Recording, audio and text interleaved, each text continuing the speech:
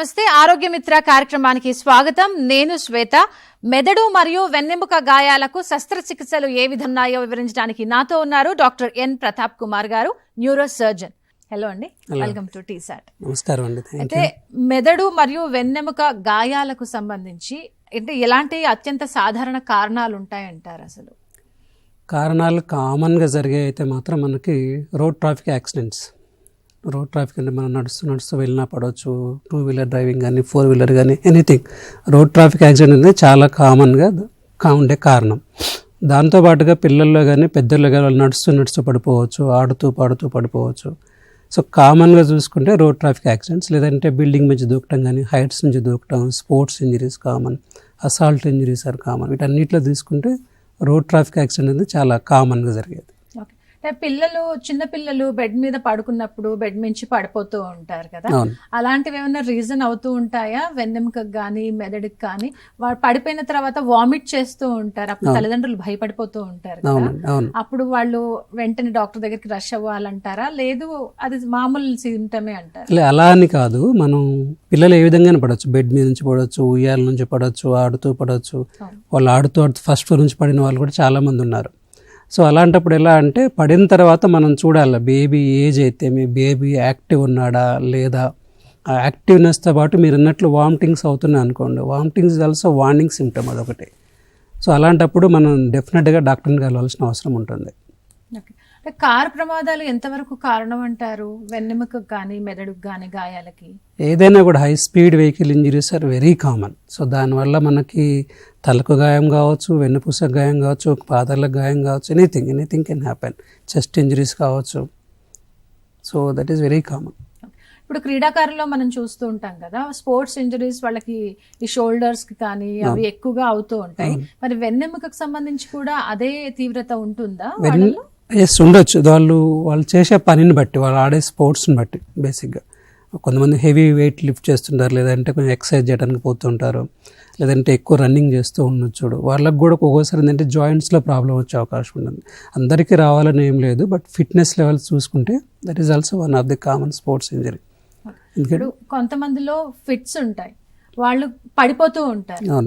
వాళ్ళల్లో మెదడుకు సంబంధించి ఏమైనా డ్యామేజ్ జరగడం కానీ ఇబ్బందులు రావడం కానీ జరుగుతుందా? ముందు ఫిట్స్ వచ్చినాయంటే ఫిట్స్ గల కారణాలు ఏంటి ఫస్ట్ ఆఫ్ ఆల్ మనం తెలుసుకుందంటే చాలా వరకు ఏం కారణం లేకుండా ఫిట్స్ వచ్చే అవకాశం ఉంటుంది. కొద్దిమందికి మెదడులో ఏమైనా అబ్నార్మాలిటీ ఉంటే వచ్చే అవకాశం ఉంటుంది. కానీ ఫిట్స్ వల్ల మెదడు ఎప్పుడు డ్యామేజ్ అవుతుందంటే మనం కరెక్ట్ టైంకి తనకి మెడిసిన్స్ ఇవ్వలేదు, లేదంటే ఫిట్స్ కంట్రోల్ కాలేదు, కంటిన్యూస్గా ఫిట్స్ వస్తున్నాయి. సో అలాంటప్పుడు మెదడు డ్యామేజ్ అయ్యే అవకాశం ఉంటుంది. ఇప్పుడు ఆల్కహాల్ తీసుకునే వాళ్ళలో, ఈ మాదక ద్రవ్యాలు తీసుకునే వాళ్ళలో వాళ్ళకి ఏమైనా ఎఫెక్ట్ పడుతుందంటారా వీటి వల్ల? వెన్నెముక మీద కానీ లేదంటే బ్రెయిన్ మీద కానీ? డెఫినెట్గా పడుతుంది. ఎందుకంటే ఆల్కహాల్ కానీ డ్రగ్స్ కానీ ఏదైనా కూడా డెఫినెట్గా మెదడు మీద పడుతుంది, వెన్నుపూస మీద పడుతుంది. ఎందుకంటే ఇప్పుడు ఆల్కహాల్ తీసుకున్నప్పుడు రక్తనాళాల్లో తేడాలు వస్తాయి, కొద్దిమందికి ఎక్స్ట్రా బ్లీడ్ అవుతూ ఉంటుంది, కోయాగులేషన్ ప్రాబ్లమ్స్ అనేవి ఉంటుంది. వీళ్ళకి ఆల్కహాల్ తీసుకుని హెడ్ ఇంజరీ అయిన వాళ్ళకి కొంచెం ఎగ్జామిన్ చేయడం కూడా కొంచెం డిఫరెంట్గా ఉంటుంది. ఎందుకంటే వాళ్ళు ఆల్కహాల్కి బింజ్లో ఉన్నారా, లేదంటే తల దెబ్బ తగిలిన వాళ్ళు ఉన్నారని, దానివల్ల అలా డల్గా ఉన్నారనేది కూడా చూడాల్సి ఉంటుంది. సో రెండు డిఫరెన్షియేట్ చేయాలంటే కంటిన్యూస్గా అబ్జర్వేషన్ చేసుకుంటూ ఉంటే బాగుంటుంది. ఆల్కహాల్లో చాలా మంది అంటే వాళ్ళు ఎప్పుడు దాంట్లోనే ఉండేవాళ్ళు కొంతమంది ఉంటారు, లేదు మేము ఎక్కువగా తీసుకోము, రోజుకు కాస్త లిమిట్ గా తీసుకుంటాం అని చెప్పేవాళ్ళు కొంతమంది ఉంటారు. మరి వాళ్ళిద్దరిలో మన డిఫరెన్స్ తీసుకుంటే ఎవరికి ఎక్కువగా ఎఫెక్ట్ ఉంటుంది? రెగ్యులర్గా తాగే వాళ్ళకి డెఫినెట్గా ఎఫెక్ట్ ఎక్కువ ఉంటుంది. వాళ్ళు ఒకరికి లిమిటెడ్ క్వాంటిటీ తీసుకున్నా కూడా, లేదంటే రెగ్యులర్గా ఎక్కువ తీసుకునే వాళ్ళకంటే కూడా ఎక్కువ తీసుకునే వాళ్ళకి ఎక్కువ ఇబ్బంది ఉంటుంది. లిమిటెడ్ క్వాంటిటీ తీసుకున్నా కూడా సో దెర్ ఈజ్ డెఫినెట్గా ప్రాబ్లం అనేది ఉంటుంది. ఇప్పుడు యాక్చువల్గా కొద్దిమంది చెప్తే కొంచెం అంత తీసుకుంటే బాగానే ఉంటుంది, హార్ట్ కూడా బాగుంది అంటారు, కానీ వాళ్ళు కొద్దితో ఆపరు. యూజువల్గా alcohol is such a thing, వాళ్ళు ఆపకుండానే తాగుతూ ఉంటారు. సో తాగినప్పుడు డెఫినెట్గా బ్రెయిన్ మీద ఎఫెక్ట్ పడుతుంది, కాన్షియస్ లెవెల్ మీద ఎఫెక్ట్ పడుతుంది, డల్గా ఉంటారు. సో దాన్ని మనం చాలా సీరియస్గా తీసుకోవాల్సిన అవసరమే. అంటే ఇప్పుడు పిల్లల్లో పెద్దవాళ్లలో మనం గమనించినట్టయితే ఎవరిలో ఎక్కువగా ఎఫెక్ట్ అయ్యే ఛాన్స్ ఉంటుంది? డిఫర్స్. అది బేసిక్గా మనకి మోడ్ ఆఫ్ ఇంజరీని బట్టి ఉంటుందండి. దెబ్బ ఎలా తగిలింది, ఏ రకంగా తగిలింది అన్నది. పిల్లల్లో కామన్గా చూసుకుంటే డిఫ్యూజ్ ఇంజరీస్ కామన్గా ఉంటాయి. సో డిఫ్యూజ్ ఇంజరీస్ ఉన్నప్పుడు దానివల్ల వచ్చే ప్రాబ్లమ్స్ కూడా ఎక్కువ ఉంటాయి. సో రెండు డిఫరెంట్. వాళ్ళకి వచ్చే తగిలే దెబ్బలను బట్టి వాళ్ళు ఏ రకమైన ఇంజరీ అయింది అవన్నీ చూసుకుంటే దాన్ని బట్టి ప్రోగ్నోసిస్ అనేది ఉంటుంది. ఇప్పుడు మెదడుకి సంబంధించి వాళ్ళకి దెబ్బ తగలగానే వాళ్ళకి ఎలాంటి సిమ్టమ్స్ ఉంటాయంటారు? అసలు సిమ్టమ్స్ అనేది డిఫరెంట్. మనకు హెడ్ ఇంజరీస్లో కూడా 3 టైప్స్ ఉంటుంది. మైల్డ్ అని ఉంటుంది, మోడరేట్ అని ఉంటుంది, సివియర్ అని ఉంటుంది. సో మామూలుగా దెబ్బ తగిలినప్పుడు వాళ్ళకి తలనొప్పి వచ్చే అవకాశం ఉంటుంది. కానీ ఆ తలనొప్పి అనేది కంటిన్యూస్గా ఉంటుంది, వామిటింగ్స్ అవుతున్నాయి, ఫిట్స్ లాగా ఏమైనా వస్తున్నాయంటే మాత్రం వీ నీడ్ టు వరీ. ఇవన్నీ వార్నింగ్ సైన్స్. మనం రెగ్యులర్గా ఉండేలాగా లేకుండా డల్గా ఉంటున్నాడు, తను మాట్లాడలేకపోతున్నాడు, ఆడుకోలేకపోతున్నాడు. సో ఇవన్నీ కూడా వార్నింగ్ సైన్స్. చిన్న ప్రమాదాలు కూడా ఇలాంటి ఎఫెక్ట్ చేయొచ్చు అంటారు? అవును, చేయొచ్చు. చిన్న ప్రమాదాలు కూడా ఇంతకుముందు అడిగారు, ఒక మంచి ప్రశ్న అడిగారు, ఆల్కహాల్ అని అడిగారు. ఈ ఆల్కహాలిక్స్లో మనకు ఒక్కోసారి పెద్ద గాయమైనట్టు కనిపించదు, బట్ స్టిల్ వాళ్ళకి ప్రాబ్లం ఉండే అవకాశం ఉంటుంది. ఎందుకంటే ఆల్కహాలిక్స్లో బ్లడ్ క్లాటింగ్ మెకానిజం కొంచెం తేడా ఉంటుంది. సో అందరికి ఉండాలని లేదు కానీ బట్ దెర్ ఇస్ కామన్గా. సో అలాంటప్పుడు వీళ్ళకి చిన్న గాయమైనా కూడా పెద్ద దెబ్బ తగిలే అవకాశం ఉంటుంది. అంటే మెదడుకి సంబంధించి దెబ్బలు తగిలిన తర్వాత కానీ కింద పడిపోవటం వల్ల కానీ ఇప్పుడు వెర్టిగో సమస్యతో కొంతమంది ఇబ్బంది పడుతుంటారు కదా, వాళ్ళు కళ్ళు తిరిగి పడిపోవడం అలాంటివి జరిగినప్పుడు వాళ్ళలో ఏమైనా మెదడుకు సంబంధించి ఇబ్బందులు రావచ్చు. ఎందుకంటే మనకు తలకు కొద్దిమంది పేషెంట్స్ ఎలా వస్తుంటే మాకు కళ్ళు తిరిగే పడిపోయామంటారు. ఈ కళ్ళు తిరిగి పడిపోవడం అనేది 2 రకాలు ఉంటుంది. ఒకటేమో వాళ్ళు చెప్పే పద్ధతి ప్రకారం మాకు నిజంగానే కళ్ళు తిరిగే పడిపోయాడు అనుకోవచ్చు. ఇంకోటి ఏంటంటే బ్రెయిన్ స్ట్రోక్లో కూడా కొద్దిమందికి పోస్టీరియర్ సర్క్యులేషన్ స్ట్రోక్ ఉంటాం, అంటే చిన్న మెదడులో అట్లా ఇన్వాల్వ్ అయినప్పుడు ఒక్కొక్కసారి వాళ్ళకి ఫస్ట్ సిమ్టమే కళ్ళు తిరగటం ఉండొచ్చు. సో కళ్ళు తిరిగినప్పుడు కూడా మనం చాలా జాగ్రత్తగా ఉండాలి. ఎందుకంటే ఒకరికి బీపీ ఉంది, షుగర్ ఉంది, ఏజ్ ఎక్కువ ఉంది, వాళ్ళు కళ్ళు తిరుగుతున్నాయంటే మనం డెఫినెట్గా ఆలోచించాల్సిన అవసరం ఉంటుంది. కళ్ళు ఒక 1-2 మినిట్స్ తిరిగి తగ్గిపోయిందంటే పర్లేదు. దాంతోపాటు వేరే ప్రాబ్లమ్స్ ఉన్నాయి. ఫర్ ఎగ్జాంపుల్ కళ్ళు తిరుగుతున్నాయి, మాట తడబడుతుంది, నడక తడబడుతుంది, then we need to worry the something is going wrong. So దానికోసం మనం ఎవాల్యుయేట్ చేసుకోవాల్సిన అవసరం ఉంటుంది. ఇప్పుడు ఆవేశంలో చిన్నపిల్లలు అయినా కానీ లేదంటే పెద్దవాళ్ళు గొడవ పడుతున్నప్పుడు కానీ చంప మీద కొట్టడం చేస్తూ ఉంటారు. అవును, ఆ స్లాప్ ఒక్కొక్కసారి చిన్నగా ఉండొచ్చు, ఒక్కొక్కసారి చాలా గట్టిగా కూడా ఉండొచ్చు. అదేమైనా ఎఫెక్ట్ పడుతుందంటారా? కంకషన్ ఇంజరీస్ అని ఉంటుంది. అంటే మనకు దెబ్బ తగిలినప్పుడు మన ఇక్కడ కొట్టారనుకోండి, ఇక్కడే దెబ్బ తగిలిన ఏం లేదు. సో బ్రెయిన్ ఒక్కోసారి మూమెంట్ అవుతుంది. సో మూమెంట్ అయినప్పుడు ఒక్కొక్కసారి ఆపోజిట్ సైడ్లో కూడా డ్యామేజ్ ఉండే అవకాశం ఉంది. ఇంపాక్ట్ని బట్టి, అంటే మనం చిన్నగా కొట్టారా పెద్దగా కొట్టారా ఇంపాక్ట్ని బట్టి తేడా పడుతుంది. సో బ్రెయిన్కి కూడా కంకషన్ ఇంజరీస్ ఉంటుంది. ఇంకోటి కంట్రీ కూప్ ఇంజరీస్ ఉంటుంది, అంటే మనం ఇక్కడ కొడితే ఆపోజిట్ సైడ్లో దెబ్బ ఉండే అవకాశం ఉంటుంది. సో ఉండే అవకాశం. అసలు ఏంటి ఈ కంకషన్ ఇంజరీస్ అంటారు? అంటే బ్రెయిన్లో మనకు పెద్దగా ఏం కనిపించదు, అంటే బ్రెయిన్ సర్క్యులేషన్లో తేడా, ఎలక్ట్రిక్ ఫిజియాలజీ కొంత తేడా వచ్చేసి సో వాళ్ళకి ఎలా అంటే మనకు కొట్టగానే ఒకసారి బ్లడ్లో కూడా బ్రెయిన్లో కూడా సర్క్యులేషన్ ఆగిపోయినట్టు వేసి ఒకసారి స్పృహ కోల్పోవటం కానీ లేదంటే తర్వాత తలనొప్పి కానీ రావటం కానీ, వీళ్ళు కంకషన్ ఇంజరీ అంటే వాళ్ళకి పెద్దగా ఏం కనిపించరు మనకు, కానీ కొంచెం డల్గా ఉండటం కానీ, ఫ్రీక్వెంట్గా వాళ్ళు హెడేక్ కంప్లైంట్ చేస్తూ ఉంటారు. అసలు ఎలాంటి హెడేక్ ని వీళ్ళు కొంచెం తీవ్రంగా పరిగణించి డాక్టర్ దగ్గరికి వెళ్ళాలి? మనకు తెలిసిపోతుంది రోజు వచ్చే తలనొప్పికి ఈ తలనొప్పి వాళ్ళ తల గాయాల వల్ల కానీ లేదంటే బ్రెయిన్ ట్యూమర్ కానీ వచ్చే తలనొప్పి కొంచెం తేడా ఉంటుంది. ఎందుకంటే బ్రెయిన్లో ఏదైనా ప్రాబ్లం ఉన్నప్పుడు అది కంటిన్యూస్గా తలనొప్పి ఉండే అవకాశం ఉంటుంది. వాళ్ళు తల మొత్తం తలనొప్పి ఉండే అవకాశం ఉంటుంది. లేదంటే ఎర్లీ మార్నింగ్ తలనొప్పితో పాటు వాంతులు కూడా అయ్యే అవకాశం ఉంటుంది. సో తలనొప్పితో పాటు వాంతులు కూడా అవుతున్నాయి, వాంతులు అయిన తర్వాత తలనొప్పి తగ్గుతుంది అన్నప్పుడు we need to think there is something is wrong అనేసి. ఇప్పుడు చిన్నపిల్లల్ని ఎత్తుకొని వాళ్ళని గాల్లో ఇట్లా జంప్ చేయించి పట్టుకోవటం ఇలాంటి సరదాగా చేస్తూ ఉంటారు. అలాంటి ప్రక్రియ ఎంతవరకు కరెక్ట్? ఆ చేస్తున్న విధానంలో వాళ్ళ బ్రెయిన్ మూమెంట్ కానీ అప్పుడు ఏమన్నా చిన్నగా వాళ్ళ మీద ఏమైనా ఎఫెక్ట్ పడటం అలాంటివి ఏమైనా జరుగుతుంది? యూజువల్గా చాలా తక్కువ ఉంటాయి, అన్లెస్ మనం చాలా పైకి ఎగరేసి లేదంటే కింద బయట చేసుకుంటే తప్పించేసి యూజువల్గా చిన్నగా అయితే పెద్ద ఇష్యూస్ ఏమి ఉండవు. కానీ మీరు అన్నట్లు మనం ఎంత ఎత్తుకు ఎదిగేస్తున్నాం, ఎంత పైకి ఎగరేస్తున్నాం, సో అవన్నీ చూసుకోవాల్సి వస్తుంది. అలాంటప్పుడు కొంచెం చేంజెస్ ఉంటాయి, కానీ మ్యాక్సిమం కింద పడితే మళ్ళీ ప్రాబ్లం అవుతుంది. ఇప్పుడు చిన్న ప్రమాదాలు ఎఫెక్ట్ చూపిస్తాయి అంటున్నారు, ఇంకా వీళ్ళకు ఉండే ఆరోగ్యరీత్యా వచ్చే కంప్లైంట్స్ ఫిట్స్ లాంటివి అలాంటివి కూడా మెదడుకు సంబంధించి డ్యామేజ్ జరుగుతుంది. ఇంకా ఎలాంటి హెల్త్ కండిషన్స్ మన బ్రెయిన్ మీద ఎఫెక్ట్ చూపించవచ్చు అంటారు? హెల్త్ కండిషన్ బీపీ, షుగర్ ఉంది, థైరాయిడ్ ప్రాబ్లం ఉంది, కొలెస్ట్రాల్ ప్రాబ్లం ఉంది. సో ఇలాంటి వాళ్ళకు కూడా చాలా, ఎందుకంటే వాళ్ళకి బ్లడ్ సర్క్యులేషన్లో కొంచెం తేడా పడుతుంది, బ్లడ్ వెజల్స్ కొంచెం బ్లాక్ అయ్యే అవకాశం ఉంటుంది. సో అలాంటప్పుడు వీళ్ళకి తల మీద ఎఫెక్ట్ పడే అవకాశం ఉంది. దాంతోపాటుగా ఇంతకుముందు చెప్పినట్టుగా రక్తం గడ్డగట్టుకొని కొద్దిమంది తేడాలు ఉంటాయి, దానివల్ల కూడా ఎఫెక్ట్ ఉండే అవకాశం ఉంటుంది. ఇప్పుడు గాయం తగిలిన తర్వాత ఆ ప్రమాదం యొక్క తీవ్రత ఏ విధంగా, ఎలాంటి హెచ్చరికలతో బయటపడుతుంది? అది తీవ్రత అంటే ఇంతకుముందు చెప్పిన మైల్డ్ మోడరేట్ హెడ్ ఇంజరీస్లో వాళ్ళకి ఓన్లీ పేషెంట్ బాగానే ఉండొచ్చు, మైల్డ్ ఇంజరీ బాగానే మాట్లాడుతూ ఉండొచ్చు, కానీ కంటిన్యూస్గా హెడేక్ ఉండే అవకాశం ఉంటుంది. కంటిన్యూస్గా తలనొప్పి ఉన్నా, లేదంటే వామిటింగ్స్ అవుతున్నా, ఫిట్స్ వస్తున్నా, లేదంటే ఒకవైపు కాలు చేయి పని చేయకపోతున్నా, లేదంటే తలనొప్పి ఇప్పుడు బాగానే ఉన్నాడు కొన్ని గంటల తర్వాత డౌన్ అయిపోయినాడు. సో ఇవన్నీ కూడా వ్యాధి తీవ్రత, అంటే తలలో సమ్ ప్రాబ్లం ఉందని తీవ్రతను తెలియజేస్తూ ఉంటుంది. సో ఇవి కంటిన్యూస్గా ఉన్నప్పుడు మనం డెఫినెట్గా స్కానింగ్ అన్ని చేసుకోవాల్సి ఉంటుంది. ఓకే, అంటే ఇప్పుడు బోల్ ఎముకలు ఉంటూ ఉంటాయి, గుల్లబారిపోవడం అని చెప్పేసి బోన్కి సంబంధించి, లేదా కణుతులు ఈ మధ్య కాలంలో మనం చూస్తున్నాం. ఇవన్నీ ఏమైనా మన వెన్నెముకకు సంబంధించిన జబ్బులు, ఆ వ్యాధుల తీవ్రతను ఏమైనా ఇంకా పెంచుతాయా? అలాంటి ప్రమాదం ఏమైనా ఉందా? డెఫినెట్గా పెంచుతుంది. ఆస్టియోపోరోటిక్ బోన్స్ కానీ లేదంటే బోన్ ట్యూమర్స్ ఉన్నా కూడా డెఫినెట్గా మనకు స్పైన్ ఇంజరీస్ని ఇంక్రీజ్ చేసే అవకాశం ఉంటుంది. ఇప్పుడు మీరు ఇంత బోను వీక్ అయింది అనుకోండి, ఆస్టియోపోరోసిస్ అన్నప్పుడు నడుస్తూ పెద్దవాళ్ళు పడిపోతారు. అలాంటప్పుడు స్పైన్ కొంచెం క్రష్ అయి ఉంటుంది, కంప్రెస్ అయిపోతుంది అనమాట. సో ఫ్రాక్చర్స్ అయ్యే అవకాశం ఉంటుంది. సో అలానే మీరు ట్యూమర్స్ అన్నారు, స్పైనల్ కార్డ్ ట్యూమర్స్ ఉన్నా కూడా అది గడ్డ లోపలికి వెళ్ళింది అనుకోండి, వెన్నుపూస నరాల మీద ఎఫెక్ట్ పడినప్పుడు కాలు చేయి పడిపోయే అవకాశాలు ఉంటుంది. సో రెండు కూడా ఉన్న వాటిని కొంచెం ఇంక్రీజ్ అయ్యే అవకాశం చేస్తుంది. ఓకే, ఇప్పుడు బ్రెయిన్కి సంబంధించి ఒక యాక్సిడెంట్ అయిన వెంటనే డాక్టర్ దగ్గరికి వెళ్ళిన తర్వాత అంటే ఎలాంటి సిమ్టమ్స్ చూసి వీళ్ళు అంటే కొంచెం భయపడాలి, లేదు వీళ్ళు సేఫ్గానే ఉన్నారని వాళ్ళు అనుకోవాలి? అది ఇంతకుముందు చెప్పినట్లు కదా, మనకి కంటిన్యూస్గా తలనొప్పి ఉంటుంది, లేదంటే తలనొప్పితో పాటు వాంతులు అవుతున్నాయి, లేదంటే ఒకసారి ఫిట్స్ వచ్చింది, లేదంటే కాలు చేయదని వీక్నెస్ అనిపిస్తుంది కంపారిజన్ చూసుకున్నప్పుడు. సో అలాంటప్పుడు వీ నీడ్ టు వరీ. అదొకటి. ఇంకోటి మా న్యూరోసర్జరీ భాషలో ఒక స్కేల్ ఉంటుంది, గ్లాస్గో కోమా స్కేల్ అని. సో దాని నుంచి మేము కౌంట్ చేస్తాం, అంటే ఐ ఓపెనింగ్ ఉందా, మోటార్ అని కాలు చేతులు కదిలిస్తున్నాడా లేదా, లేదంటే మాట ఎలా ఉంది. సో ఈ సౌండ్స్ని బట్టి దాన్ని గ్రేడ్ చేస్తాం, మైల్డ్, మోడరేట్, సివియర్ అని ఆ స్కోర్ని బట్టి. సో మోడరేట్ ఉన్నప్పుడు ఒక్కోసారి సివియర్గా అయ్యే అవకాశం ఉంటుంది. సో సివియర్ హెడ్ ఇంజరీ ఉన్నప్పుడు వాళ్ళ ప్రాబ్లమ్స్ కూడా వేరే ఉంటుంది, అన్కాన్షియస్ ఉండొచ్చు, రెస్పాన్స్ ఉండకపోవచ్చు.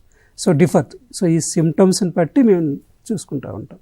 అంటే ప్రమాదం జరిగిన తర్వాత క్లాట్ ఒక్కటే ఉంటుందా, బ్రెయిన్కి సంబంధించి ఇంకా ఇతర ఇబ్బందులు ఏమైనా రావచ్చు? క్లాట్ ఉండాలని రూల్ ఏం లేదు. ఒక డిఫ్యూజ్ యాక్సిల్ ఇంజరీ ఒక కండిషన్ ఉంటుంది, దానిలో పేషెంట్ అన్కాన్షియస్ ఉంటాడు, స్కాన్ అంతా నార్మలే ఉంటుంది. సో అలాంటప్పుడు మనం చూడాలి, దాంట్లో ఈ క్లాట్స్ ఏం లేవు కదా, మరి పేషెంట్ ఎలా ఎందుకున్నాడంటే that is one condition, diffuse axial injury ఒకటి ఉంటుంది. దాంట్లో మనకు స్కాన్స్లో పెద్దగా ఏం కనిపించదు, కానీ పేషెంట్ మాత్రం డల్గా ఉంటాడు. సో డెఫినెట్గా మనకు క్లాట్స్ ఉండాలని రూల్ ఏం లేదు, కానీ చాలా వరకు ఉన్నప్పుడు మనం చూసుకున్నప్పుడు బ్లీడ్స్, రకరకాల బ్లీడ్స్ ఉండే అవకాశం ఉంటుంది. ఎలాంటి బ్లీడ్ ప్రమాదకరం అంటారు? మామూలుగా ఇంతకుముందు చెప్పినట్టు డిఫ్యూజ్ యాక్సిల్ ఇంజరీ అనేది చాలా ప్రమాదకరం. అది దానికి రికవరీకి టైం పడుతుంది. కొన్ని ఏమో సర్జరీ చేసేటట్లు ఉంటాయి, కొన్ని సర్జరీ చేయనట్లు ఉంటాయి. చిన్న చిన్న క్లాట్స్ ఉంటే మనం సర్జరీ ఏం ఆఫర్ చేయము వాళ్ళకి. సో పెద్ద క్లాట్స్ ఉన్నది ఎక్స్ట్రా డ్యూరల్ హెమటోమా అంటాము, సబ్ డ్యూరల్ హెమటోమా అంటాము, బ్రెయిన్లో లోపల బ్లీడింగ్ ఉండే అవకాశం ఉంటుంది. వాటిని కూడా మనం ఆ సైజుని బట్టి స్కాన్ చూసుకోవాలి, పేషెంట్ చూసుకొని డిసైడ్ చేయాలి. సో స్కాన్లో బ్లీడింగ్ ఉంది కానీ చేయాల్సిన అవసరం లేదు. అంటే పేషెంట్ ఎలా ఉన్నాడు, సిటీ స్కాన్లో ఎలా ఉంది, ఆ రెండు కంపారిజన్ చేసుకొని రియల్గా మనం ఈ సర్జరీ చేస్తే వర్త్ అవుతుంది కూడా చేయాలి. కాలర్ ఉన్నారండి మీతో మాట్లాడడానికి, అనంతపూర్ నుంచి వెంకటేష్ గారు. హలో. హలో వెంకటేష్ గారు, మీ కాల్ కనెక్ట్ అయిందండి, డాక్టర్ గారు వింటున్నారు, మీ ఆరోగ్య సమస్య ఏంటో చెప్పండి. హలో. హలో సార్ నమస్తే. నమస్కారం అండి సార్, నా పేరు వెంకటేష్ సార్. చెప్పండి. నా అనంతపూర్ డిస్ట్రిక్ట్ సార్. చెప్పండి సార్. నాకు నిన్న బెంగళూరు పోయింది సార్. బెంగళూరు పోయింటే ఇది యూరిన్ టెస్ట్ను ప్లస్ ఇది చేసినారు సార్, రక్త పరీక్ష. ఓకే. ఆ రక్త పరీక్షలో కొంత సోడియం తక్కువ ఉందని వచ్చింది సార్. 113 ఉంది. అది 113కు మీరు ఎక్కడైనా ఇంకో డాక్టర్ దగ్గరైనా చూపించుకోండి, ఎక్కడ దూరం అనుకుంటే అని అన్నారు. లేకపోతే ఇక్కడే ఉన్నారు, 3 రోజులు ఉంటే చూస్తామన్నారు సార్. ఓకే. మళ్ళా మా ఏం తీసుకోకపోతే మళ్ళా వస్తాం సార్ అని వచ్చినాము. ఏమన్నా దానికి పరిస్థితి ఎంత సార్? మా పోవాల్సిందేనా హాస్పిటల్కి మళ్ళా? 113 ఉందంటే పక్కా వెళ్ళాల్సిందండి. హాస్పిటల్కి వెళ్ళాల్సిన అవసరం చాలా ఉంది. వెళ్ళాలండి, హాస్పిటల్కి వెళ్ళి చూపించుకోవాలి. 113 ఉండి మీరు ఇలా ఉన్నారు సార్. ఏమండి? 113 ఉంది, 120 ఉండాలన్నారు. 135 ఉండాలి. అవులే సార్. మీరు వెళ్ళి చూపించండి సార్, హాస్పిటల్కి వెళ్ళండి సార్. హాస్పిటల్ కంపల్సరీగా వెళ్ళాలి మీరు. రైట్ డాక్టర్ గారు, ఇందాక మెదడుకు సంబంధించి జరిగే ప్రమాదాలకు సంబంధించి మనం మాట్లాడుతున్నాం. అయితే ఆ స్టేజెస్ లాగా మీరు డివైడ్ చేస్తారా? ఏ విధంగా ఉంటుందంటారు పేషెంట్ మీ దగ్గరకు వచ్చిన తర్వాత? స్టేజెస్ అంటూ ఏముండవు. మనం వచ్చినప్పుడు గ్రేడ్స్ లాగా మనకు mild head injury, moderate head injury, severe head injury చూసుకుంటూ ఉండాలి. ఇది హెడ్ ఇంజరీ పేషెంట్స్ ఎప్పుడైనా ఒక్క రోజులో చూసాము బాగుందని హ్యాండ్స్ అప్ అనడానికి ఉండదు అది. సో మనం చూసిన ఒక 2-3 అవర్స్లో కూడా వాళ్ళ స్కేల్ చేంజ్ అయిపోవచ్చు. ఇప్పుడు కాన్షియస్ ఉన్న పేషెంట్ కూడా తర్వాత డల్ అయ్యే అవకాశం ఉంటుంది. So it's every day process. ఎలా ఇంప్రూవ్ అవుతున్నారా, డౌన్ అవుతున్నారా, డౌన్ అయితే ఎందుకు డౌన్ అవుతున్నారు, అవసరమైతే మళ్ళీ స్కాన్ చేసుకోవాలా, అదొక్కటే ఉందా, లేదంటే మీ ఇంతకుముందు ఇతను కాలర్ అడిగినప్పుడు సోడియం లెవెల్స్ ఒక్కోసారి తగ్గుతూ ఉంటాయి, అవి ఏమైనా తగ్గాయా, లేదంటే ఇన్ఫెక్షన్స్ ఏమైనా ఉన్నాయా. So it's a process. ఒక్క రోజులో మనం ఇది హ్యాండ్స్ అప్ బాగానే ఉన్నాం కదా అనుకోవడానికి ఉండదు.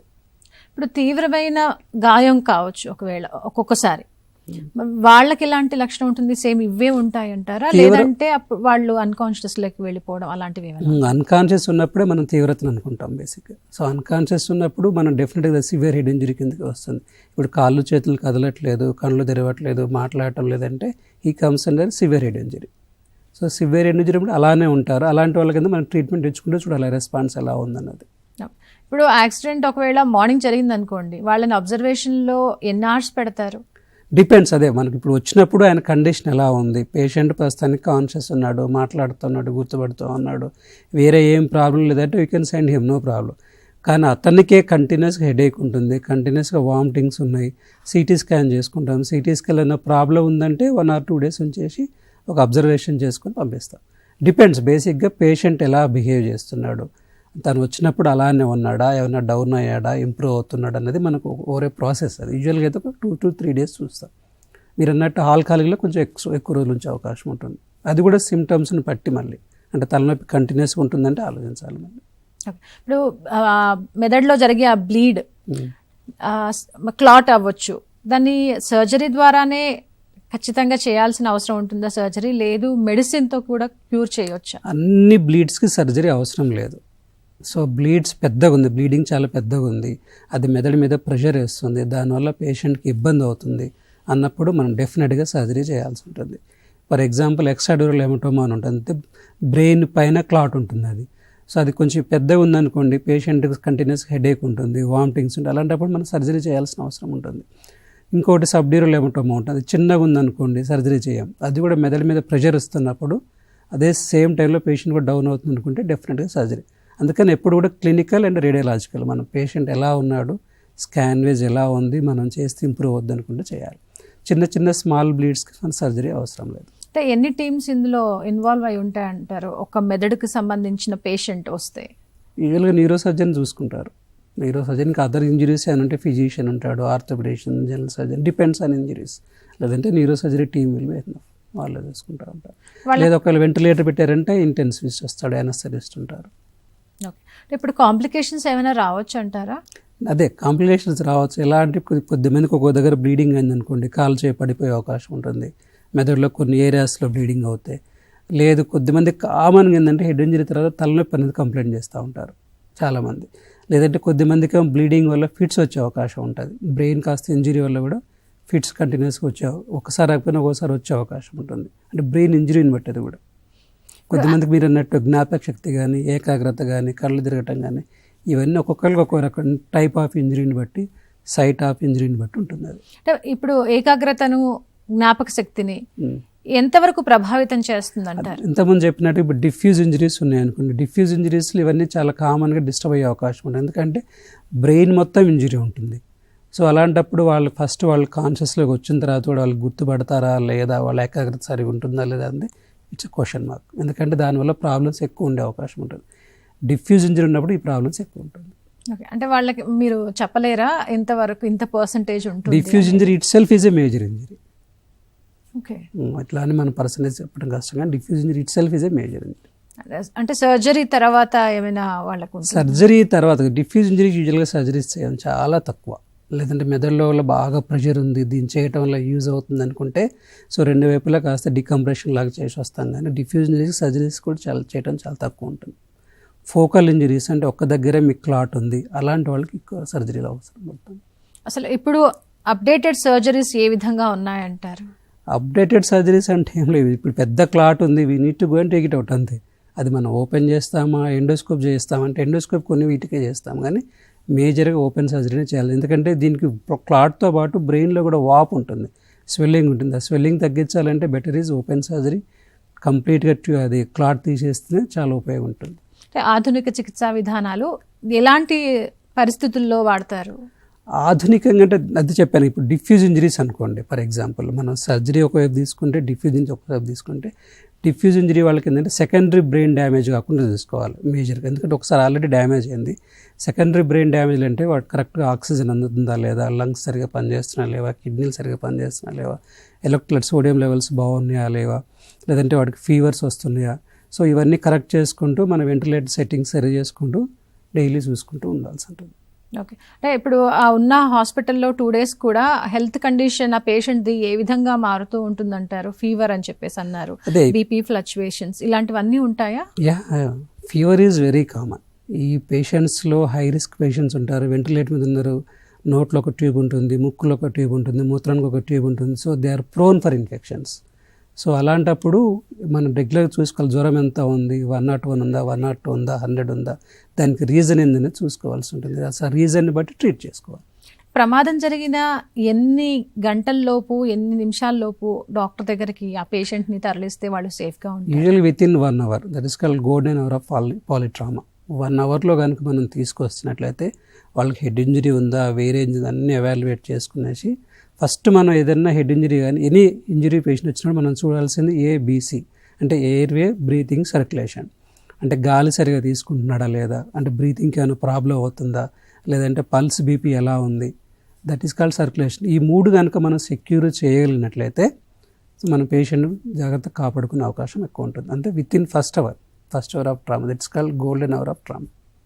సార్, ఇందాక మెదడుకు సంబంధించి మనం మాట్లాడుతున్నాం కదా, మెదడుకు సంబంధించి యాక్సిడెంట్ వల్ల కానీ ఇంకా ఇతర ఏ కారణాల వల్ల పడిపోవడం వల్ల కానీ మెదడుకు జరిగే ప్రమాదాల వల్ల వచ్చే ఆ క్లాట్స్ కానీ లేదంటే ఇంకా ఏదైతే బ్లీడింగ్ ఉందో వీటన్నిటికీ మీ దగ్గరకు వచ్చాక ఎగ్జామినేషన్ అనేది ఏ విధంగా చేస్తారు అసలు?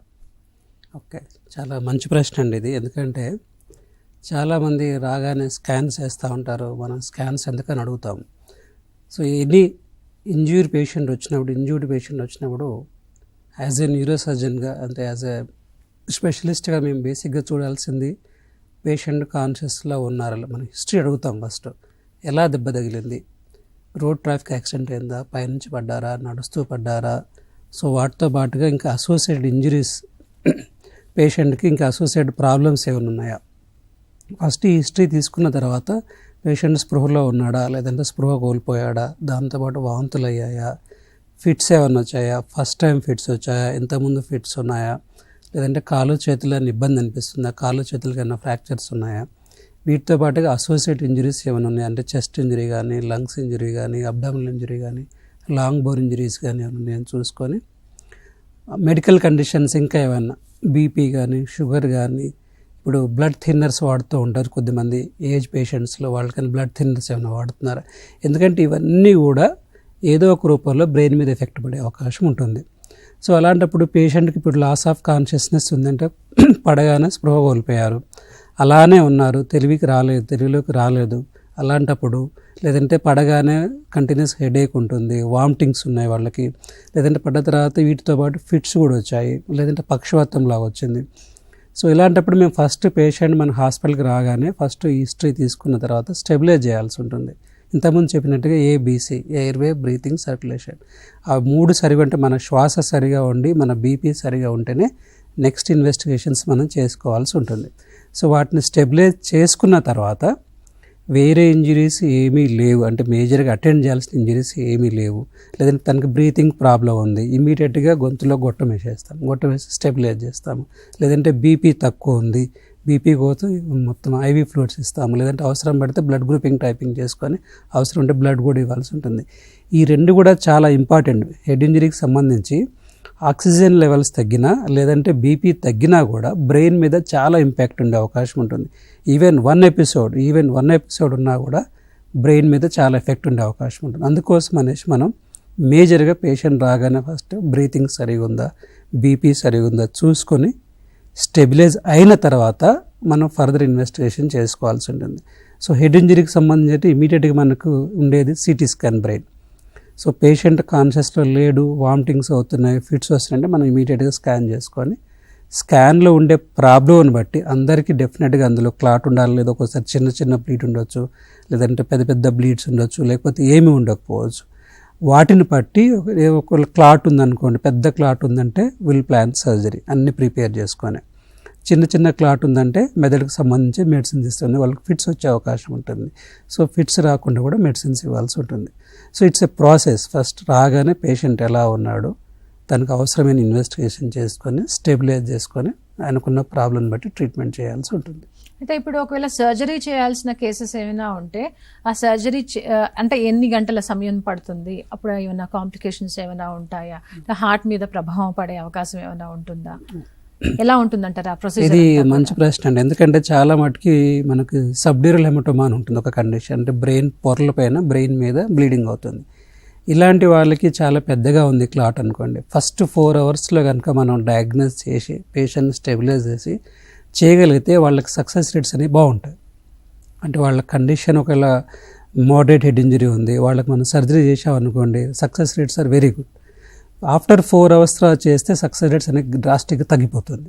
అది especially in case of subdural haematomas. వేరే బ్లీడ్స్ ఉన్నాయనుకోండి, extradural haematoma depends. Patient already కోమాలో ఉన్నాడు, మేము ఒకసారి ఐలో టార్చ్ లైట్ వేసి చూస్తాం, దాంట్లో ఐలో కూడా ప్రాబ్లం ఉంది అంటే మనం ఇమీడియట్గా రష్యన్ కావాల్సిన అవసరం ఉంది. ఒక్కొక్కసారి వాటిని హెర్నియేషన్ అంటాం, అంటే బ్రెయిన్లో బ్లడ్ క్లాట్ ఉండటం వల్ల బ్రెయిన్ మీద ప్రెషర్ పడి చిన్న మెదడు మీద ఎఫెక్ట్ పడుతుంది. సో అలాంటప్పుడు పేషెంట్ కోమాలో ఉంటాడు, స్టూపరోజ్ ఉంటాడు, దాంతోపాటు పల్స్ మీరు అన్నట్టు హార్ట్ మీద కూడా ఎఫెక్ట్ పడేసి పల్స్ రేట్ తగ్గుతుంది.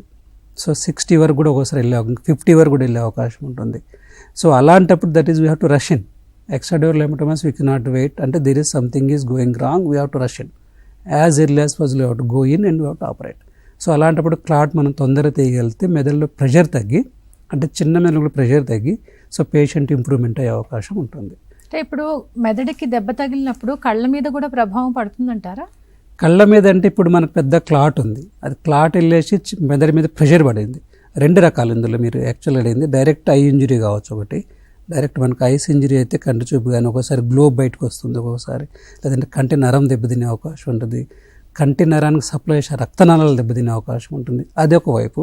ఇంకోటి ఏంటంటే బ్రెయిన్ లోపల రక్తం గడ్డ ఉండి అది బ్రెయిన్ మీద ప్రెషర్ వేసినప్పుడు, అంటే చిన్న మీద ప్రెషర్ పడ్డప్పుడు సప్లై చేసే నరాలు ఉంటాయి, ఆ రక్తనాళాలు ఉంటాయి, ఆ రక్తనాళాలు కూడా బ్లాక్ అయినప్పుడు దాంతో ఒక్కోసారి కంటి చూపు కూడా ఎఫెక్ట్ అయ్యే అవకాశం ఉంటుంది. ఓకే, ఇప్పుడు సర్జరీ తర్వాత మెడికేషన్ ఇదంతా ఏ విధంగా ఉంటుందంటారు? ఎన్ని రోజులకు వాళ్ళని ఇంటికి పంపించడం జరుగుతుంది? సర్జరీ తర్వాత ఇంతకుముందు ఏంటంటే పేషెంట్ కండిషన్ ఇంప్రూవ్ అవుతూ ఉంది, కొన్నిటికి ఇమీడియట్గా సర్జరీ చేయగానే మంచిగా అయిపోతారు. సో ఇంప్రూవ్ అయినప్పుడు మేము కామన్గా ఇచ్చేది వాళ్ళకి అడ్వైజ్ ఏంటంటే, మనకు ఇప్పుడు బ్లీడ్ ఉందంటే లోపల బ్లడ్ క్లాట్స్ ఉన్నాయి, వాళ్ళకి ఫిట్స్ వచ్చే అవకాశం ఉంటుంది కాబట్టి యూజువల్గా మేము వాటి ఫిట్స్ రాకుండా మెడిసిన్స్ ఇస్తాం. అంటే క్లాట్ ఉన్నప్పుడు మేము యూజువల్గా ఒక 2 ఇయర్స్ వరకు ప్రిస్క్రైబ్ చేస్తాం, మెడిసిన్స్ వాడుకోండి కంపల్సరీగా. వీళ్ళకి ఏంటంటే ఎక్కువసారి లైట్స్ చూసినా కూడా ఒకసారి ఫిట్స్ వచ్చే అవకాశం ఉంటుంది, సరిగా తినరు, సరిగా నిద్రపోరు. ఎప్పుడైతే గ్లూకోజ్ లెవెల్స్ తగ్గినా లేదా నిద్రలు ఏమున్నా కూడా స్టిమ్యులేషన్ అవుతాయి అన్నమాట, అంటే ఫిట్స్ వచ్చే అవకాశాలు ఎక్కువ ఉంటాయి. So they should have a proper sleep and proper food and proper rest. అవి ఉన్నట్లయితే మనకు బాగానే ఉంటుంది. ఫిట్స్ గురించి మీరు ఇప్పుడు ప్రస్తావించారు కాబట్టి నేను ఒక ప్రశ్న అడుగుతాను. అడగండి. అయితే ఈ ఫిట్స్ రాగానే చాలా మంది చేసే పని ఏంటంటే తాళం చేతులు ఎక్కడున్నాయో వెతుక్కోవడం పని. అంటే ఆ ఫిట్స్ డ్యూరేషన్ ఎంతవరకు ఉంటుంది? వీళ్ళు తీసుకొచ్చి పెట్టే ఆ తాళం చేతుల వల్ల ఫిట్స్ నిజంగానే కంట్రోల్లో ఉంటాయా?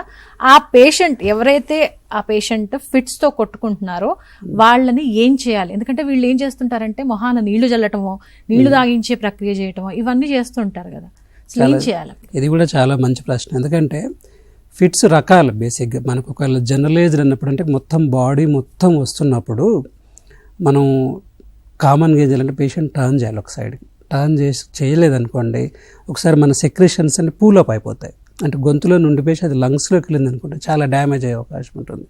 సో అలాంటప్పుడు ఎందుకు ఒక సైడ్కి తిప్పినట్లయితే అవన్నీ పూల్ కాకుండా ఉంటాయి first of all. So that is one way. Second ఏంటంటే ఒక్కొక్క సీజర్ ఒక్కొక్క టైప్. ఒక్కొక్కసారి 1 minute రావచ్చు, హాఫ్ మినిట్లో వచ్చిపోవచ్చు. కానీ కంటిన్యూస్గా ఫీడ్స్ వస్తున్నాయి అంటే then we need to worry. So మీరు ఏది పెట్టకపోయినా కూడా తగ్గవాలి. మీరు అవి తీసుకొస్తారా, తల చేతులు తీసుకొస్తారా, ట్యాబ్లెట్స్ వేస్తారా, డిఫరెంట్ ఇష్యూ అది. సో దానిలో ఏం కాదు, డిఫరెన్స్ అనమాట. ఒక 1 minute వచ్చిపోవచ్చు, లేదంటే కంటిన్యూస్గా వస్తుందంటే మాత్రం వీ నీడ్ టు వరీ. అసలు తీసుకొచ్చి పెట్టి ఆ తాళ చేతుల వల్ల ఎంతవరకు అట్లా ఏం లేదు. బేసిక్గా దాన్ని అంటారా, నిజంగానే అంటారా? నిజమని ఏముండదు, మిత్తే. అది బేసిక్గా మనం సైడ్కి తిప్పాలి patient. That is the way. ఎందుకంటే ఒక్కొక్కటి కొన్ని 1 minute ఉండొచ్చు, 2 minutes ఉండొచ్చు, ఆటోమేటిక్ కంట్రోల్ అయిపోతుంది. కంట్రోల్ కావట్లేదు అన్నప్పుడు then we need to worry. ఇప్పుడు ఆ ప్రమాదాలు మనం చూస్తూ ఉంటాం. సీట్ బెల్ట్ పెట్టుకోకపోవడం, హెల్మెట్ పెట్టుకోకుండా డ్రైవ్ చేయడం.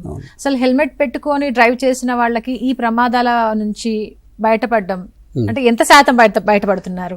యాక్సిడెంట్ టైం దగ్గరకు వస్తారు కదా, కొంతమంది ఏమో హెల్మెట్ పెట్టుకున్నా కూడా వాళ్ళకు బ్లీడింగ్, ఈ ఇంజరీస్ మనం చూస్తూ ఉంటాం. కరెక్ట్, చాలా మంచి ప్రశ్న. ఎందుకంటే న్యూ ఇయర్లో ఉన్నాం, ఇప్పుడంతా ఈ రోడ్ ట్రాఫిక్ యాక్సిడెంట్స్ అనేది కామన్గా మనం యంగ్ ఏజ్లో చూస్తాం. అంటే యంగ్స్టర్స్ బేసిక్గా 18 to 25, 30 years వాళ్ళకి వీళ్ళు ఈ టైంలో న్యూ ఇయర్లో మంచిగా రీసెంట్గా మనం చదివాము లిక్కర్ సేల్స్ బాగా అనేసి, లేదంటే హై స్పీడ్ వెహికల్స్ వాడటం వల్ల వీళ్ళు ఏంటి ఆ హైలో కొద్దిమంది హెల్మెట్స్ పెట్టుకోరు. హెల్మెట్స్ పెట్టుకోకపోవడం వల్ల చాలా ప్రాబ్లమ్స్ అవుతున్నాయి. My sincere request from T side నుంచి నేను ఒక సిన్సియర్ రిక్వెస్ట్ ఏం చేస్తుంటే, all the youngsters who are using 2-wheelers, please wear your helmet. Helmet లేకపోతే చాలా అనర్థాలు జరిగే అవకాశం ఉంది. ఎందుకంటే ఫుల్ హెల్మెట్ పెట్టుకుని, అది కూడా హాఫ్ హెల్మెట్ లేక స్టైల్గా నా జుట్టు ఊడిపోతుంది ఇంతవరకు పెట్టుకుంటాను, ఆ పనులు మాత్రం చేయకండి. ఎందుకంటే helmet will prevent major head injuries. So that's what I am going to tell, please use helmets. So helmets పెట్టుకున్నా కూడా కొద్దిమందికి ఎందుకు అవుతాయి అనుకుంటే, మీరు హై స్పీడ్ వెళ్ళారు, ర్యాష్ వెళ్తున్నారు, there is no way, helmet వచ్చేసింది, పడిపోవచ్చు. సో అలాంటప్పుడు కూడా ఇంజరీస్ అయ్యే అవకాశం ఉంటుంది. ఇంకోటి ఏంటంటే హెల్మెట్ కంప్లీట్ పెట్టుకుని ఒకసారి స్పైన్ ఇంజరీస్ కావచ్చు. ఎందుకంటే హెల్మెట్ తల సైజు, హెల్మెట్ సైజ్ హెవీ ఉండటం వల్ల కూడా ఒకసారి మెడకు కూడా దెబ్బ తగిలే అవకాశం ఉంటుంది. But still as youngster whoever is riding a bicycle, motors, please wear helmets. ఇంటి దగ్గర నుంచి బయలుదేరుతున్నా గల్లీలోకే పోతున్నా అని అనుకుంటారు అందరు, పక్కకే కదండి వెళ్తా అనుకుంటారు. But better you must use helmets. Time బాగాలేకపోతే అరటిపండు తిన్నా పన్ను తిరిగిందని పక్క గల్లీలో పోయినా helmet definite you must use helmets. దగ్గర ఉంది కదా అని కూడా మనం నెగ్లెక్ట్ చేయాల్సిన పని లేదు, పక్కాగా మనం వాడాలి. వెన్నెముకకు సంబంధించి మనం మాట్లాడుకున్నట్టయితే డాక్టర్ గారు, వెన్నెముకకు సంబంధించి అసలు ఎలాంటి ఇబ్బందులు రావచ్చు, ఎలాంటి వ్యాధులు రావచ్చు అంటారు? వ్యాధులు అంటారా, ప్రమాదాలు అంటారా? వ్యాధులు అయితే అన్ని రకాల వ్యాధులు రావచ్చు. ప్రమాదాలు అంటే బేసిక్గా మనకి సర్వైకల్ స్పైన్ అంటాం, అంటే మెడలో ఉన్నదాన్ని సర్వైకల్ స్పైన్ అంటాం, చెస్ట్లో ఉన్నదాన్ని థొరాసిక్ అంటాం, కొంచెం కిందికి వెళ్తే నడుము దగ్గర వెళ్తే లంబార్ స్పైన్ అంటాం, ఇంకొంచెం మనం కూర్చున్న దగ్గర సాక్రమ్ ఇవన్నీ అంటాం. సో డిఫరెంట్ ఏరియాస్లో స్పైన్ ఉంటుంది, పైనుంచి టాప్ టు బాటం కిందికి ఉంటుంది. సర్వైకల్, థొరాసిక్, లంబార్, సాక్రమ్ అంటాం. ఒక్కొక్క ఏరియాని బట్టి, అంటే ఒక్కొక్క ఇక్కడ దెబ్బ తగిలింది, మెడలో దెబ్బ తగిలింది, ఆ ఇంజరీస్ వేరే ఉంటాయి. లేదంటే చెస్ట్లో దెబ్బ తగిలింది, డార్సల్ స్పైన్ అక్కడ తగిలినప్పుడు దాని లక్షణాలు వేరే ఉంటాయి. లంబార్ స్పైన్ దగ్గర తగిలినప్పుడు వేరే ఉంటుంది. మేజర్ ఏంటంటే సర్వైకల్ స్పైన్, అంటే మెడలో ఎక్కువ గాయాలు, స్పైన్ ఇంజరీస్ అయ్యే అవకాశం ఉంటుంది. లేదంటే జంక్షన్ అంటాం, మెడకి చెస్ట్కి మధ్యలో ఇక్కడ జంక్షన్, లేదంటే థొరాక్స్ అండ్ లంబార్ అంటాం, ఆ జంక్షన్లో. సో డిపెండ్స్, బేసిక్గా సర్వైకల్, డార్సల్ అంటే థొరాసిక్ ఇక్కడ జరిగే వాటికి, ఇక్కడ జరిగే ఇంజరీస్కి ఇంపాక్ట్ ఎక్కువ ఉంటుంది. అంటే పేషెంట్స్కి మెడలో దెబ్బ తగిలింది అనుకుందాం, ఫర్ ఎగ్జాంపుల్ స్పైన్ ఇంజరీ మెడలో అయింది అనుకుందాం, వాళ్ళకి కాళ్ళు చేతులు పడిపోయే అవకాశం ఉంటుంది. అదే మనకు థొరాక్స్ అంటే డార్సల్ స్పైన్ తగిలింది అనుకుందాం, కాళ్ళు పడిపోయే అవకాశం ఉంటుంది. లంబార్ స్పైన్ అనుకున్నాం, కొంచెం వీక్నెస్ వచ్చే అవకాశం ఉంటుంది. సో డిఫరెంట్, ఎందుకంటే ఇక్కడ నుంచి L1 వరకు కూడా మనకు థొరాసిక్ స్పైన్ కార్డ్ అంటాం, అంటే నరాలు అక్కడ వరకు ఉంటాయి అవి. సో అవి డ్యామేజ్ అయినప్పుడు రిస్క్ అనేది ఎక్కువ ఉంటుంది. అంటే బేసిక్గా మెడలో తగిలినప్పుడు రిస్క్ ఎక్కువ ఉంటుంది, థొరాక్స్ అంటే చెస్ట్లో తగిలినప్పుడు రిస్క్ ఎక్కువ ఉంటుంది. సో ఏరియాని బట్టి సిమ్టమ్స్ ఉంటుంది. మెదడుకి సంబంధించి అయితే మనం వాళ్ళు నడుస్తూ కళ్ళు తిరిగి పడిపోయినా కూడా ప్రమాదాలు మనం ఇందాక మాట్లాడుకున్నాం. కానీ వెన్నెముకకు సంబంధించి యాక్సిడెంటల్ కేసెస్ లోనే మీరు ఇలాంటి ప్రమాదాలు, యాక్సిడెంట్స్, ఫాల్ ఫ్రమ్ హైట్స్, పైనుంచి పడతారు, పైనుంచి దూకుతారు, స్పోర్ట్స్ నుంచి పోతూ రన్నింగ్ చేస్తూ పడతారు, లేదంటే హెవీ వెయిట్స్ లిఫ్ట్ చేస్తారు. సో ఇలాంటి వాళ్ళు కూడా వస్తుంటారు. మామూలు హెవీ వెయిట్స్ లిఫ్ట్ చేసిన నడుము పట్టేస్తుంది, ఒక్కోసారి డిస్క్ లాగా వస్తుంది. లేదంటే ఇంతకుముందు మీరు ఒక మంచి ప్రశ్న అడిగారు, ఏంటంటే బోన్లో స్ట్రెంగ్త్ లేదు. బోన్లో స్ట్రెంగ్త్ లేనప్పుడు ఏంటంటే కొలాప్స్ అయిపోతుంది అన్నమాట. ఆస్టియోపోరోటిక్ కొలాప్స్ అంటే బోన్ ఇలా ఒత్తుకుపోతుంది. సో డిఫర్స్ అది. సో రకరకాలు, సో ఏదైనా ఉండొచ్చు. ఇతర అవయవాల్లో తిమ్మిరి కూడా ఒక వచ్చే అవకాశం సంకేతం అంటారా? తిమ్మిరి అంటే అది కూడా మళ్ళీ చెప్తే ఒక్క తిమ్మిరి ఒక్కటే ఉండదు. యూజువల్గా వీళ్ళకి హెడ్ ఇంజరీ కానీ మన స్పైన్ ఇంజరీ కానీ అయిన వాళ్ళకి తిమ్మిరి ఒక లక్షణం. దాంతోపాటు కాళ్ళల్లో చేతులు అనే వీక్నెస్ ఉందా అనేది కూడా చూడాలి. సో అలాంటప్పుడు ఇవన్నీ కలిపితేనే కరెక్ట్ తెలుస్తుంది మనకి. ఓకే, ఇప్పుడు వెన్నెముకకు కానీ మెదడుకు కానీ ఏమైనా గాయం జరిగింది అని అంటే వెంటనే ఏం చేయాలంటారు? ఇప్పుడు వెన్నెముక జరిగిందంటే మనకు తెలిసిపోతుంది. అంటే కాళ్ళు చేతులు మీరు ఒకటి అడిగి ఎంతమంది చెప్పినట్టుగా కొంతమందికి ఏంటంటే బాగా షాక్ లైక్ సెన్సేషన్ వస్తుంది, తిమ్మిర్లు వస్తాయి. దాంతోపాటు ఏమైనా వీక్నెస్ డెవలప్ అయింది అనుకోండి, అంటే కాళ్ళు చేయి పని చేయట్లేదు, లేదంటే చేతులు పని చేయట్లేదు, అలాంటప్పుడు లేదంటే కాళ్ళలో వీక్నెస్ వచ్చింది అనుకోండి, మనం ఇమీడియట్గా డాక్టర్ని కన్సల్ట్ అవ్వాల్సి ఉంటుంది. డాక్టర్ని కన్సల్ట్ అవుతే ఆ ప్రాబ్లంని బట్టి మనం ఏ లెవెల్ ఎక్కడ ఎంఆర్ఐ చేసుకోవాలని తెలుస్తుంది. అంటే మనకు ఓన్లీ కాళ్ళు చేతుల్లో వీక్నెస్ దెబ్బ తగిలిన తర్వాత అప్పుడు ఎంఆర్ఐ మెడక్ చేయాల్సి ఉంటుంది, సర్వైకల్ స్పైన్ అంటాం. లేదంటే కాళ్ళల్లోనే వీక్నెస్ ఉంది, డార్సల్ స్పైన్ చేయాల్సి ఉంటుంది. సో డిపెండ్స్, మనకున్న సిమ్టమ్స్ని బట్టి ఆ ఏరియాకి మనం ఎంఆర్ఐ చేసుకోవాల్సి ఉంటుంది. అంటే పక్షవాతం కానీ లేదంటే యూరిన్ మీద వాళ్ళకు నియంత్రణ లేకపోవడం ఇలాంటివి ఎప్పుడు జరుగుతాయి అసలు? పక్షవాతం అనేది బ్రెయిన్కి సంబంధించిన ఇష్యూ. బ్రెయిన్లో ఒకవైపు మనకు లెఫ్ట్ సైడ్ ఏదైనా ఉంది, దెబ్బ ఉంది, సో రైట్ సైడ్ కాలు చేయి పడిపోయే అవకాశం ఉంటుంది, లేదంటే రైట్ సైడ్ దెబ్బ ఉంటే లెఫ్ట్ సైడ్ పడిపోయే అవకాశం ఉంటుంది. సో యూరిన్ అన్నప్పుడు మనకు స్పైనల్ కార్డ్ డ్యామేజ్ అయినప్పుడు సో యూరినరీ ఇంబ్యాలెన్స్ వచ్చే అవకాశం ఉంటుంది. యూరిన్ కంట్రోల్ ఉండకపోవటం, పడిపోవటం అనేది కూడా ఉంటుంది. యూజువల్గా కామన్ ఏంటంటే మనం కింద lower level dorsal lumbar region అంటాం, ఆ ఏరియాలో చాలా కాడా ఈక్విన్ ఉంటుంది. అక్కడ ఇంజరీస్ అయితే కంట్రోల్ పోయే అవకాశం ఉంటుంది. పైన కూడా ఉంటుంది కానీ ఆ ఏరియాలో ఎక్కువ ఉంటుంది, ఎందుకంటే అది జంక్షనల్ ఏరియా కాబట్టి. ఓకే, అంటే మెదడులో పక్షవాతం అంటే ఇప్పుడు ఈ పక్షవాతం ఎక్కువ ఏ ఏజ్ గ్రూప్లో చూస్తున్నారు సార్? ఇప్పుడైతే చాలా కామన్గా వస్తుంది. ఇంతకుముందు యూజువల్గా 50+ డయాబెటిక్. ఈ రోజుల్లో లైఫ్ స్టైల్ మారిపోయిన తర్వాత బిజీ షెడ్యూల్ అయిపోయి స్ట్రెస్ రిలేటెడ్ అయిపోయి even we're seeing at 35 years ఏజ్లో కూడా చూస్తున్నాం. But earlier it was 50+. Okay, అంటే ఇంత యూత్లో రావడానికి స్ట్రెస్ ఇది ఒకటే, ఇంకా మెడికల్ ఇష్యూస్ ఏమైనా కనబడుతుంది? స్ట్రెస్ తోటి బీపీ వస్తుంది, షుగర్ వస్తుంది, నిద్ర పోవట్లేదు, తిరుగుతూ ఉన్నారు, రెస్ట్ లేదు, ఎక్సర్సైజ్ లేదు. So where you will land, you have to face all these things. Okay, ఇప్పుడు మెదడుకి గాయం తర్వాత వచ్చే తలనొప్పికి ఏమైనా మందులు ఉన్నాయా? మన మామూలు పెయిన్ కిల్లర్స్ వాడటమే, వాటికి పెద్దగా మెడిసిన్స్ అంతగా అవసరమే ఉండదు. డిపెండ్స్, కంటిన్యూస్ వస్తే వాళ్ళకి migraine times will help. Hyderabad నుంచి కాలర్ ఉన్నారండి, శ్రవణ్ గారు. హలో శ్రవణ్ గారు, మీకు కాల్ కనెక్ట్ అయిందండి, డాక్టర్ గారు వింటున్నారు, చెప్పండి. సార్ నమస్తే సార్, డాక్టర్ గారు. శ్రవణ్ గారు నమస్కారం. నమస్తే సార్. యాక్చువల్గా సార్ మేము యాక్చువల్గా బాగా రన్ చేస్తున్నాం సార్. మేము రన్ చేయడంలో వెన్నెంపకకి ఏమైనా ఇబ్బంది ఉంటుందా సార్? ఏమైనా హైదరాబాద్ నుంచి మారుతున్నాం మేము. రన్ చేస్తే ఇబ్బంది ఏమి ఉండదు, మీరు రన్ చేసి కింద పడితే ఇబ్బంది ఉంటుంది. అదేవిధంగా మా బ్రదర్ కండక్టర్ జాబ్ చేశారు సార్, ఎక్కువ స్టాండింగ్ లో ఉంటాడు. ఓకే, దానివల్ల ఎన్నెమ్మకి ప్రాబ్లం వస్తుంది సార్ ఫ్యూచర్ లో? అంటే బ్యాక్ పెయిన్ వచ్చే అవకాశం ఉంటుంది, అంతేగాని మనం చాలా మంది వర్క్ చేసుకుంటాం లేదు, వర్క్ చేసుకుంటా అంటే ఉంటే మాత్రం నెక్ బ్యాక్ పెయిన్ వచ్చే అవకాశం ఉంటుంది. ఓకే, అంటే రన్నింగ్ వల్ల అయితే వెన్నెమ్మకి ప్రాబ్లం ఉండదు సార్? యూజువల్గా ప్రాబ్లం ఉండదు unless you injure your self.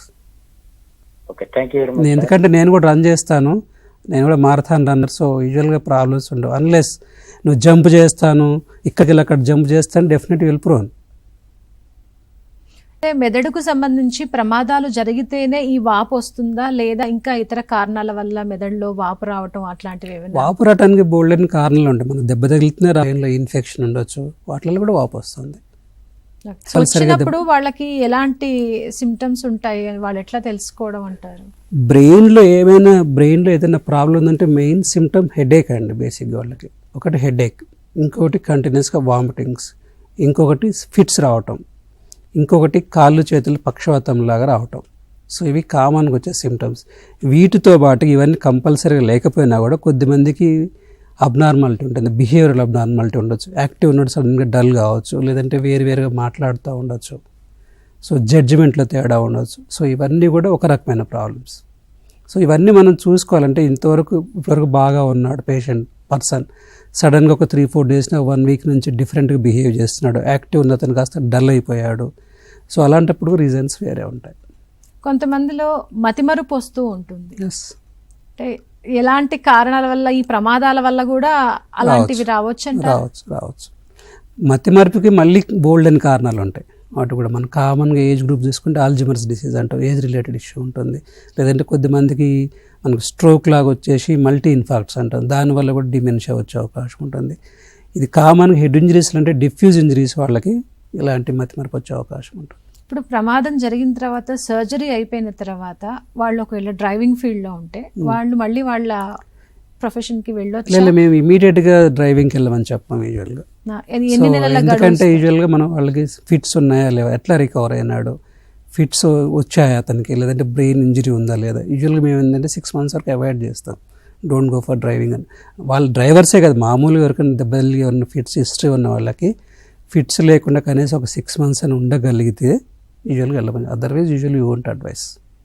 మామూలుగా మన డ్రైవర్ కాకపోయినా మనం కూడా డ్రైవింగ్ చేయొద్దని చెప్తాం. ఓకే, ఇప్పుడు స్పైన్ వెన్నెముకకి సంబంధించిన ఇంజరీస్తో మీ దగ్గరికి వస్తే వాళ్ళని ఏ విధంగా డయాగ్నోస్ చేస్తారు? అదే ఇంతకుముందు చెప్పినట్టు వీక్నెస్ అంటే చేతుల్లో పట్టు లేదు, ఫర్ ఎగ్జాంపుల్ మెడకు దగ్గర సర్వైకల్ స్పైన్ ఇంజరీ అయింది. అలాంటప్పుడు ఏంటంటే కాళ్ళు చేతుల్లో వీక్నెస్ వస్తుంది. సో కాళ్ళు లేకపోయినా చేతులు రావచ్చు, చేతులు పట్టు ఉండకపోవచ్చు, మనం ఫ్లెక్స్ చేయలేకపోవచ్చు, భుజం లేకపోవచ్చు, లేదంటే తిమ్మిరి రావచ్చు, మొద్దుబారినట్లు ఉండొచ్చు, లేదంటే కాళ్ళు గట్టిగా అయి ఉండొచ్చు. సో డిఫరెంట్ సిమ్టమ్స్ చూసి దాన్ని బట్టి మనం అవసరం పడితే ఎంఆర్ఐ చేయాల్సి ఉంటుంది. ఇప్పుడు వాళ్ళకి అంటే సర్జరీ మార్గం అంటారా, ఇంకా ఏమైనా ప్రొసీజర్స్ ఉన్నాయి? మనం ఫస్ట్ చేసుకోవాల్సిందంటే అసలు రీజన్ ఏంటి, కింద పడగానే ఈ సిమ్టమ్స్ అన్నీ వచ్చినప్పుడు రియల్గా స్పైనల్ కార్డ్ మీద ఏమైనా ప్రెషర్ పడుతుందా. ఒక్కోసారి ట్రమాటిక్ డిస్క్ అంటాం, డిస్క్ అనేది బయటకు వచ్చేసి మెదడు వెన్నుపూస మీద ఎఫెక్ట్ పడే అవకాశం ఉంటుంది. లేదంటే ఫ్రాక్చర్స్ ఏమైనా అయినాయా, లేదంటే ఇన్స్టెబిలిటీ ఏమన్నా, కాలు వెన్నుపూస అటు ఇటు కదిలిందా.